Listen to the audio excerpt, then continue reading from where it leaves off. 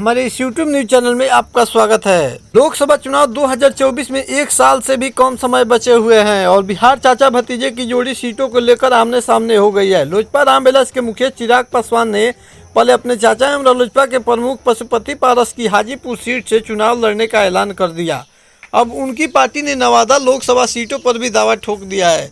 नवादा से अभी पशुपति पारस के करीबी चंदन सिंह सांसद है। चिराग पासवान शनिवार को यहां जनसंवाद कार्यक्रम भी करने वाले हैं। लोजपा रामविलास के प्रदेश अध्यक्ष राजीव तिवारी ने गुरुवार को नवादा में प्रेस कॉन्फ्रेंस करके कहा कि आगामी चुनाव में चिराग पासवान जमुई की बजाय हाजीपुर से चुनाव लड़ेंगे। बता दें, हाजीपुर कभी उनके पिता दिवंगत रामविलास पासवान की सीट हुआ करती थी। 2019 में चाचा पशुपति पारस यहां से चुनाव जीते थे। रामविलास पासवान के निधन के बाद उनकी विरासत को लेकर चाचा पशुपति पारस और भतीजे चिराग में जंग छिड़ गई।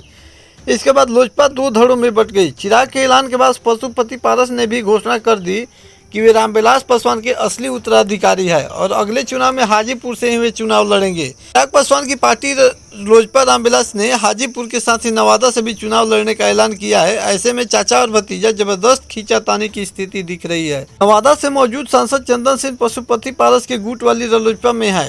लोजपा रामविलास के प्रदेश अध्यक्ष राजीव तिवारी ने उनका नाम लिए बिना कहा कि नवादा हमारी सीट है, हमारी पार्टी नवादा से लोकसभा चुनाव लड़ेंगी।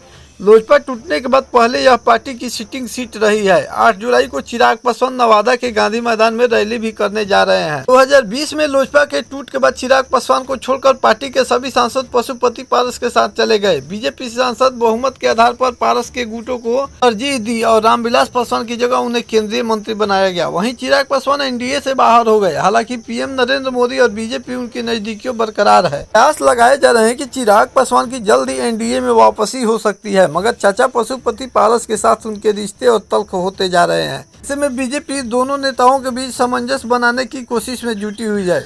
पिछले कुछ महीने से चिराग पासवान बिहार के राजनीति में खास एक्टिव नजर आ रहे हैं। बीते एक साल से भी जितने भी उपचुनाव हुए, चिराग ने खुलकर बीजेपी उम्मीदवार के पक्ष में प्रचार किया। मुख्यमंत्री नीतीश कुमार के एनडीए छोड़कर महागठबंधन में जाने के बाद वे जेडीयू पर जमकर निशाना साध रहे हैं।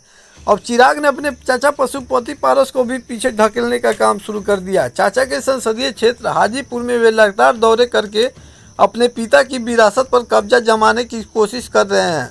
उन्होंने लोजपा के मौजूद सीटों पर भी दावा ठोकना शुरू कर दिया। चर्चा ये भी है कि मोदी कैबिनेट के आगामी फेरबदल में पशुपति पारस को हटाकर चिराग पासवान को केंद्रीय मंत्री बनाया जा सकता है। अगर आप चिराग पासवान को लाइक करते हैं तो मेरे वीडियो को लाइक करें और चैनल को सब्सक्राइब करें। बेल आइकन दबाना ना भूलें ताकि मेरे नए वीडियो का नोटिफिकेशन आपके मोबाइल पे जाता रहे। धन्यवाद।